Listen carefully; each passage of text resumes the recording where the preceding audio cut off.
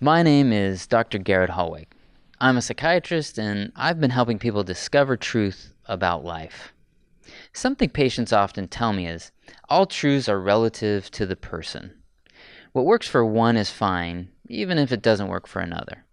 Which is fine if we're talking about a preference, like the ice cream flavor you like. But when it comes to knowable, discoverable truths, all truths are not equal. Whatever works does not work for some things. When deciding on a religion, patients approach it as a preference, like ice cream. They come with this presumption, all paths lead to the same place, so I'll just pick the one that works for me. They argue, after all, I'm the most important factor in making this choice. Well, this is simply wrong. The truth is the most important factor, and logic prevents the claim all paths lead to the same place. Please let me explain.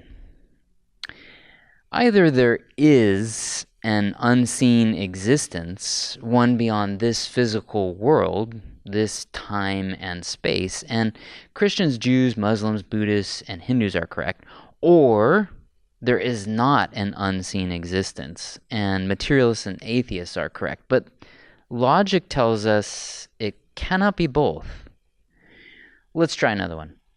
When we die, either we go to the unseen world, Sheol, paradise, or Hades, torment, in which case Christians, Jews, Muslims are correct, or we are reincarnated, recycled back to this world, and Buddhists and Hindus are correct. Or we simply cease to exist. There is nothing after we die, and atheists and materialists are correct. But it cannot be all of these. Logic prevents it. Think about this one. Either God is personal, and Christians and Jews are correct, or God is impersonal, and Muslims, Buddhists, Hindus, pantheists, New Agers are correct. Either Jesus is the rescuer of humanity, and Christians are correct, or he isn't, and Jews, Muslims, Buddhists, Hindus, pantheists, New Agers are correct. Either Jesus is God, and Christians are correct, or Jesus is not God, and Jews, Muslims, Buddhists, Hindus, pantheists, New Agers are correct. See, if all truths are equal, then the statement, Jesus is God, is true. If you see by now all truths are not equal, then you must convince yourself of why Jesus is either a liar, a lunatic, or Lord.